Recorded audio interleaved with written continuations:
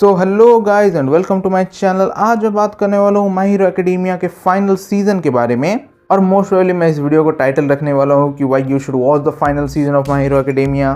और ये वीडियो बस मेरा रिव्यू और मेरा ओपिनियंस है फाइनल सीजन पे। और अगर तुम आए हो ये जानने के लिए कि ये फाइनल सीजन अच्छा है कि नहीं, या फिर तुम्हें ये देखना चाहिए कि नहीं, ये सीज़न बहुत ही अच्छा है। पूरा एनिमे ही अच्छा है लेकिन ये सीज़न बहुत ही ज़्यादा अच्छा है। और अगर तुम ये बस जानने के लिए आए थे तो मुझे इस फाइनल सीज़न के बारे में बहुत सारी चीज़ें या फिर सब कुछ ही अच्छा लगा, तो तुम्हें जाके बस ये सीरीज़ देखनी चाहिए अभी के अभी। लेकिन अगर तुम्हें इसके बारे में थोड़ा और जानना है तो तुम वीडियो को कंटिन्यू कर सकते हो।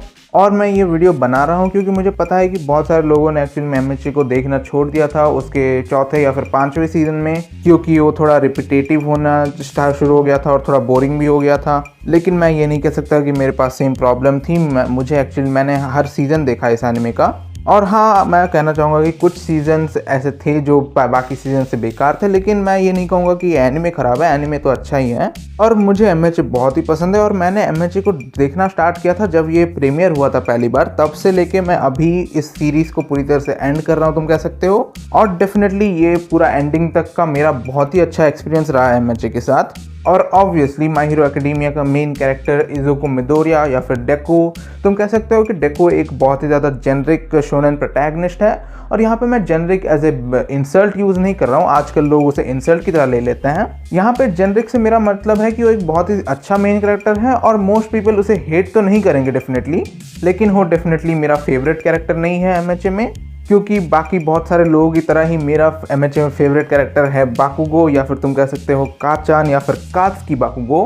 एंड आपकी और बहुत सारे लोगों की तरह मेरा भी फेवरेट कैरेक्टर बाकुगो है एमएचए में। और यहाँ पे मैं बैठ के एक्सप्लेन नहीं करने वाला कि वो ऐसा इतना अच्छा कैरेक्टर क्यों है, तुम्हें उसके लिए सीरीज़ देखना चाहिए। लेकिन अगर तुम मुझे पूछोगे कि बाकुगो के अलावा मुझे और कौन सा कैरेक्टर बहुत अच्छा लगा, मैं कहूँगा टोमोरा शिगाराकी का कैरेक्टर। और मैं कहूँगा उसका स्टोरी फर्स्ट और सेकंड सीजन में तो बहुत ही अच्छा था, लेकिन उसके बाद जो उसका स्टोरी ग्रो होना शुरू हुआ वो भी बहुत अच्छा था। और मुझे एक्चुअली उसका कैरेक्टर बहुत ही ज़्यादा अच्छा लगा। लेकिन मुझे कहना पड़ेगा, मुझे नहीं लगता कि एंड तक भी उसे पता था कि उसे क्या करना है। बट उसके बारे में ज़्यादा नहीं बात करते हैं, अभी फाइनल सीज़न के बारे में बात करते हैं। बट फाइनल सीज़न के बारे में बात करने से पहले मैं कहना चाहूँगा कि मुझे कहना पड़ेगा कि मैं थोड़ा सा हैवी स्पॉइलर कैटेगरी में एंटर करने वाला हूँ अभी। तो अगर तुम अभी भी इस वीडियो को देख रहे हो और तुमने फाइनल सीज़न नहीं देखा हुआ है तो मैं कहूँगा कि तुम जाके फाइनल सीज़न देखो और उसके बाद वापस आओ वीडियो में। बट स्पॉइलर वार्निंग देने के बाद अभी बात करते हैं फाइनल सीज़न के बारे में। तो इस सीज़न के स्टार्ट में हम देखते हैं ऑल माइट को ऑल फॉर वन के साथ फाइट करते हुए। और हम देख रहे हैं कि ऑल माइट रोकने की कोशिश कर रहा है ऑल फॉर वन को टोमोरा शिगाराकी के पास पहुंचने से, जो कि अभी डेको के साथ फाइट कर रहा है। और मुझे एक्चुअली ये फाइट बहुत ही ज़्यादा अच्छा लगा, क्योंकि इस फाइट में हम देखते हैं ऑल माइट को अपने सारे के सारे चीज़ें यूज़ करते हुए ऑल फॉर वन को रोकने के लिए, उसके पावर्स को लूज़ करने के बाद इस फाइट में हम देख रहे हैं कि ऑल माइट एक्चुअली में एक आर्मर का यूज़ कर रहा है, जो कि मुझे कहना पड़ेगा कि आयरन मैन से बहुत ज़्यादा सिमिलर है। लेकिन इस चीज़ में हम देखते हैं कि मुझे जितना याद है उस आर्मर का नाम हरक्यूलिस था। और यहाँ पे हम देख रहे हैं कि उस टेक का यूज़ करके ऑल माइट एक्चुअली अपने स्टूडेंट्स के पावर को कॉपी कर रहा है, या फिर तुम कह सकते हो रेप्लिकेट कर रहा है। और उनके पावर्स को यूज़ करके यहाँ पे all might all for one को रोकने की कोशिश कर रहा है, जो कि बहुत ही अच्छा फाइट था। और इस फाइट के मिडिल में जब हम देखते हैं कि ऑल माइट एक्चुअली में हार रहा था, तब हम एक्चुअली में हीरो किलर स्टेन को आते हुए देखते हैं, जो कि ऑल माइट को बचाने के लिए आता है। लेकिन अनफॉर्चुनेटली उसे भी ऑल फॉर वन मार देता है। और उसके बाद हम देखते हैं कि ऑल फॉर वन ने ऑल माइट को डिफीट कर दिया और वो एक्चुअली में ऑल माइट को मारने वाला है। और इसी मूवमेंट में हम इस सीज़न का बेस्ट सीन देखते हैं। और मैं कहूँगा मेरे लिए ये एमएचए का सबसे ज़्यादा बेस्ट सीन है, क्योंकि इस सीन में हम बाकुगो को खड़े होते हुए देखते हैं और इसी सीन में हम बाकुगो और डेकू का आई कांटेक्ट देखते हैं। और उसके बाद हम देखते हैं डेकू को फ्लिंग करते हुए बाकुगो को across the city gear shift का यूज़ करके। और उसके बाद हम बाकुगो जाके ऑल फॉर वन को रीच करने के बाद ऑल माइट को बचाते हुए देखते हैं। और ये सीन डेफिनेटली एमएचए में मेरा सबसे ज़्यादा फेवरेट सीन है। और जब हम देखते हैं कि बाकुगो एक्चुअली में ऑल माइट को बचा चुका है, तब हम एक बहुत ही ज़्यादा अच्छा सीन देखते हैं ऑल माइट और बाकुगो के बीच में। और इस सीन में हम देखते हैं कि ऑल माइट के पास जो भी उसका आर्मर का एक पीस बचा हुआ था वो उसे बाकुगो को दे देता है। और ये सीन एक्चुअली में सिंबलाइज करता है ऑल माइट का बाकुगो को कुछ देना, जैसे कि उसने डेकू को वन फॉर ऑल दिया था। और इस सीन में हम बाकुगो को जेन्युइनली स्माइल करते हुए देखते हैं, जो कि इस सीन का बेस्ट पार्ट है। लेकिन उसके बाद हम देखते हैं एक बहुत ही अच्छा फाइट बाकुगो और ऑल फॉर वन के बीच में। लेकिन मैं इसे एक फाइट कहना नहीं चाहूँगा, क्योंकि इस फाइट पे हम देखते हैं ऑल फॉर वन बस कोशिश कर रहा है टोमोरा शिगाराकी के पास पहुंचने के लिए, लेकिन बाकुगो बस उसके ऊपर ब्लास्ट किए जा रहा है। और इस सीन में हम देखते हैं बाकुगो को जो कि अपने क्वार्क के बारे में और भी ज़्यादा सीख रहा है और उसके अपने क्वार्क को एडवांस कर रहा है अभी वो। और इस सीन का जो एनिमेशन था, इस सीन का एनिमेशन उन लोगों ने बहुत ही ज़्यादा अच्छे से किया और मैं कहूँगा बस जाके इस सीन को देखो तुम। और मैं श्योर हूँ कि तुम लोगों ने अभी तक उस सीन के जो AMVs है या फिर एडिट्स है अभी तक सोशल मीडिया में देख चुका होगा हर जगह, क्योंकि ये बहुत ही ज़्यादा अच्छा सीन था। और इस फाइट के एंड में भी जब हम देखते हैं कि ऑल फॉर वन अपने सारे पावर्स का यूज़ करके शिगाराकी के पास पहुंचने की कोशिश करता है, लेकिन उसके बाद हम देखते हैं कि बाकुगो इस चीज़ के लिए प्रिपेयर्ड ही था और उसके बाद हम देखते हैं वो पूरी तरह से ऑल फॉर वन को डिस्ट्रॉय कर देता है। और उसके बाद हम देखते हैं कि ऑल फॉर वन बस एक DA जो कि एक बेबी बन जाता है और उसके बाद वो बच्चा ही डिसअपीयर हो जाता है। लेकिन अगर भी ये फाइट थोड़ा छोटा था, मुझे ये फाइट बहुत ही अच्छा लगा। लेकिन उसके बाद हम फाइनल फाइट देखते हैं डेकू और टोमोरा शिगाराकी के बीच में, और ये वाला फाइट भी मुझे अच्छा लगा। लेकिन जो चीज़ मुझे इस फाइट में सबसे ज़्यादा अच्छी लगी वो ये थी कि हम यहाँ पे देखते हैं कि उन लोगों ने डेकू का कोर कैरेक्टर इंटैक्ट रखा है। जैसे कि हम देखते हैं उसे प्लान करते हुए, स्ट्रेटेजाइज करते हुए, अपने पावर्स को यूज़ करके टोमोरा शिगाराकी के साथ बैटल के बीच में भी। और मुझे ये चीज़ बहुत ही ज़्यादा अच्छी लगी क्योंकि ये एक कोर पर्सनैलिटी और कोर स्ट्रेंथ है डेकू का, जो कि उसे वन फॉर ऑल से नहीं मिले और उसके पास ये हमेशा से ही थी। जैसे कि हमें पता ही है कि डेकू हमेशा कोर्स के साथ बहुत अच्छा था और उन्हें एनालाइज करने के लिए भी, और जैसे उन्हें बेस्ट वेज होते हैं यूज़ करने के फाइट में उनमें भी, और उसके पास एक बहुत ही अलग एडमिरेशन थी कोर्स के लिए। और मुझे ये चीज़ बहुत ही ज़्यादा अच्छी लगी कि ये कोर कैरेक्टर वो रखते हैं और इसे फाइट के बीच में दिखाते भी हैं। और मुझे ये भी बहुत अच्छा लगा कि जो मेन डिसीजन था कि वन फॉर ऑल को ट्रांसफ़र करना है टोमोरा शिगाराकी के अंदर, उसे अंदर से ही डिस्ट्रॉय करने के लिए, वो मेन डिसीजन एक्चुअली में डेकू ने नहीं लिया और कूडो ने लिया।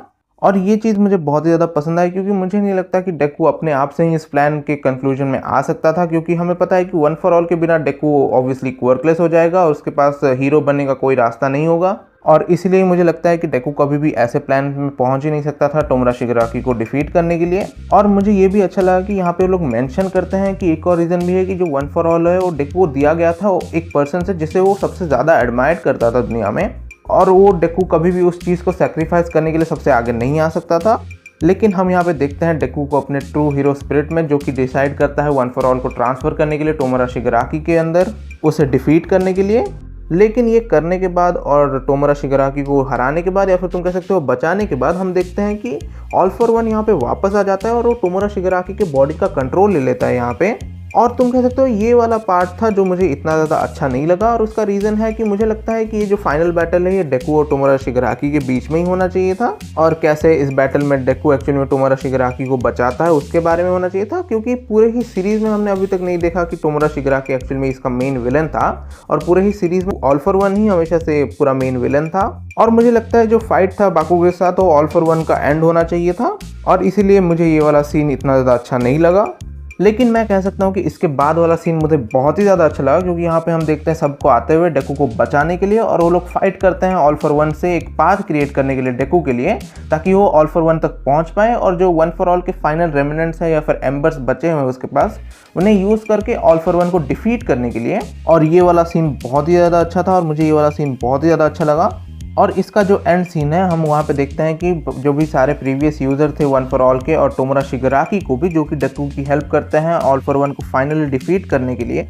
और इसके बाद हम देखते हैं कि डेकू को टोमोरा शिगाराकी के साथ बात करने के लिए भी थोड़ा टाइम मिला, और तुम कह सकते हो कि एंड में उसने टोमोरा शिगाराकी को बचा ही लिया। और हाँ, मैंने फाइनल रेमिनेंट्स कहे थे वन फॉर ऑल के, क्योंकि इस फाइट के बाद डेकू पूरी तरह से क्वर्कलेस नहीं हुआ है, लेकिन वो हो जाएगा कुछ टाइम में, क्योंकि वो जो फाइनल एम्बर्स हैं वो अभी भी थोड़े बचे हुए हैं। लेकिन जैसे ही डेकू अपने वन फॉर ऑल को यूज़ करता रहेगा तो कुछ टाइम में वो डिसअपीयर हो जाएंगे और डेकू वापस से क्वर्कलेस हो जाएगा। और इस सीन के बाद हमें एक बहुत ज़्यादा इमोशनल और अच्छा सीन भी देखने को मिलता है, जहाँ पे हम देखते हैं बाकुगो को रोते हुए, क्योंकि उसे पता चल गया कि डेकू अभी क्वर्कलेस है। और हाँ, मैं कहूँगा कि ये थोड़ा सा आउट ऑफ कैरेक्टर था बाकुगो के लिए, लेकिन ये सीन बहुत ही ज़्यादा अच्छा था। और मुझे ये भी बहुत अच्छा लगा कि इन्होंने स्टोरी को इसी पॉइंट पे एंड नहीं कर दिया, लाइक एक गुड बट डिप्रेसिंग नोट पे, क्योंकि इसके बाद हम देखते हैं उन लोग को सिटी को रिबिल्ड करते हुए, हम देखते हैं कि सब लोग सिटी को रिबिल्ड करने में हेल्प कर रहे हैं। और यहाँ पे हम देखते हैं हमारे क्लास ए को सेकेंड ईयर में फाइनली जाते हुए, और इसका मतलब यह है कि इन्होंने ये सब कुछ अपने हीरो कोर्स के पहले ईयर में ही देख लिया। और इसके बाद हम एक इमोशनल सीन भी देखते हैं, जहाँ पे हम देखते हैं टोडोरोकी फैमिली को जाते हुए डाबी को मिलने के लिए, जो कि एक्चुअली में अभी बहुत ही बुरे कंडीशन में है और वो भी कुछ टाइम में मर ही जाएगा। और उसके बाद हम डेको को देखते हैं जो कि स्पिनर से मिलने जाता है उसे टोमोरा शिगराकी के लास्ट वर्ड्स बताने के लिए। और यहाँ पे हम देखते हैं जब डेको वापस जा रहा होता है, स्पिनर उसे कहता है कि वो एक बुक लिखेगा लीग ऑफ विलेंस और टोमोरा शिगराकी के ऊपर, ताकि जो लोग हैं वो उन्हें कभी भूले ना और उन्हें याद रखें। और फाइनल एपिसोड में हम देखते हैं दुनिया को बदलते हुए या फिर बेटर होते हुए, क्योंकि हम देखते हैं कि लोग अभी पूरी तरह से रिलायंट नहीं है हीरोज़ पे और खुद भी स्टेप्स ले रहे हैं। और हम यहाँ पे क्लास 8 को फाइनली ग्रेजुएट होते हुए देखते हैं और हमें यहाँ पे पता चलता है कि डेको के जो फाइनल मेंबर्स थे वन फॉर ऑल के, वो अभी ख़त्म हो चुके हैं या फिर एग्जॉस्ट हो चुके हैं। तो डेको अभी पूरी तरह से क्वार्कलेस है। और इसके बाद हम एक्चुअली एक 8 साल का टाइम स्किप देखते हैं और यहाँ पे हम देखते हैं कि अभी बहुत ही ज़्यादा कम हीरोज़ है और जो नंबर ऑफ़ हीरोज़ हैं वो नीचे आ रहे हैं, क्योंकि अभी जो बच्चे हैं वो हमेशा बस हीरो नहीं बनना चाहते हैं और वो बहुत सारी अलग चीज़ें भी बनना चाहते हैं। और बच्चे अभी अलग अलग प्रोफेशंस को भी एक्चुअली में एक्सप्लोर कर रहे हैं। और हम यहाँ पे ये भी देखते हैं कि हमारे जो क्लास ए स्टूडेंट्स थे अभी प्रो हीरोज़ बन चुके हैं। और यहाँ पे हमें पता चलता है कि उराराका एक्चुअली में क्वार्क काउंसलिंग कर रही है। तो जो ऐसे बच्चे थे जिन्हें अपना क्वार्क यूज़ करना नहीं आता था और उस टाइप के ही बच्चे मोस्टली विलेंस बनते थे, और अभी इस क्वार्क काउंसलिंग की वजह से बच्चे जो हैं वो विलेंस नहीं बनते हैं। और हमें यहाँ पे पता चलता है कि जो बाकुगो और टोडोरोकी वो एक्चुअली में राइवल टाइप्स के हैं पॉपुलैरिटी चार्ट्स में। और हमें यहाँ पे ये भी ऑब्वियसली पता चलता है कि मिरियो टोगाटा या फिर लेमिलियन ऑब्वियसली है नंबर 1 हीरो अभी। और ये सब पता चलने के बाद हमें फाइनली पता चलता है कि डेको करेंटली एक टीचर है यूए हाई में, और ऑब्वियसली वो मिस भी करता है हीरो होने को। और इसीलिए इस सीरीज़ के एंड होने से पहले हम देखते हैं कि ऑल माइट एक्चुअली में डेको को एक आर्मर या फिर सूट देता है, जैसा कि वो ऑल फॉर वन से फाइट करते वक्त यूज़ कर रहा था। और हमें यहाँ पे पता चलता है कि ये जो सूट है या फिर आर्मर है, इसका फंडिंग पूरा का पूरा क्लास ए के स्टूडेंट ने किया है और उन्होंने ही बनाया है, और जो मोस्ट ऑफ द पैसा है वो बाकुगो ने दिया है। सो मे बी ये आर्मर मिलने के बाद डेको अभी एक हीरो बन सकता है, क्योंकि ऑब्वियसली उसके पास अभी पावर्स हैं। लेकिन हमें इसके बाद बताया नहीं गया कि डेको एक्चुअली में एक प्रो हीरो बनता है कि नहीं, बिकॉज इसी पॉइंट पे ये जो स्टोरी है ये एंड हो जाती है। और ऑब्वियसली मुझे ये फाइनल सीज़न बहुत अच्छा लगा, लेकिन मेरे फाइनल रिव्यूज़ इस सीज़न के बारे में बताने से पहले मैं एक और चीज़ बताना चाहूँगा जो मुझे इस सीज़न के बारे में पसंद नहीं आई, जो कि यह है कि मुझे ये पसंद नहीं आया कि डेको को पूरी तरह से वन फॉर ऑल को खोना पड़ा।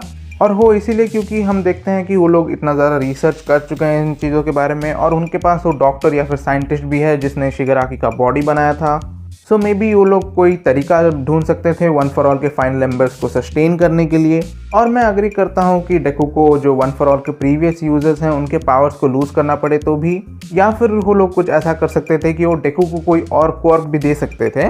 मुझे लगता है कि वो भी एक पॉसिबिलिटी हो सकती थी।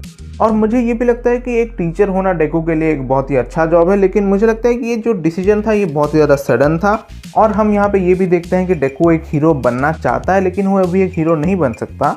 और इसलिए मुझे लगता है कि उन्हें थोड़ा और ज़्यादा दिखाना चाहिए था कि डेको को एक टीचर एक्चुअल में क्यों बनना था।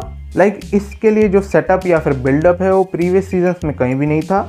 और हाँ, मैं ये बात समझता हूँ कि उसे जो नए जनरेशन्स हैं उन्हें सिखाना था या फिर उन्हें लीड करना था, लेकिन ये जो चीज़ है ये बस डायरेक्टली लास्ट एपिसोड में ही आती है और इसके लिए एक्चुअली में कोई भी बिल्डअप नहीं था। पर ये सब सच होने के बाद भी मुझे ये सीरीज़ बहुत ही ज़्यादा पसंद है। और जैसा कि मैंने कहा, मैंने इस सीरीज़ को स्टार्टिंग से देखा है और अभी मैंने इसका एंड भी देख लिया। और अगर भी मुझे इसकी कुछ चीज़ें पसंद ना आई हों, मैं कहूँगा कि ये एक बहुत ही अच्छा एनिमे था और एक बहुत ही अच्छा एक्सपीरियंस था। और अगर तुमने अभी तक इसका फाइनल सीज़न या फिर ये एनिमे ही नहीं देखा तो मैं कहूँगा प्लीज़ जाके देखो, ये बहुत ही अच्छा है। और अगर तुम्हें ये वीडियो पसंद आई हो तो प्लीज़ इस वीडियो को लाइक करो, मेरे चैनल को सब्सक्राइब करो एंड कीप थियोराइजिंग।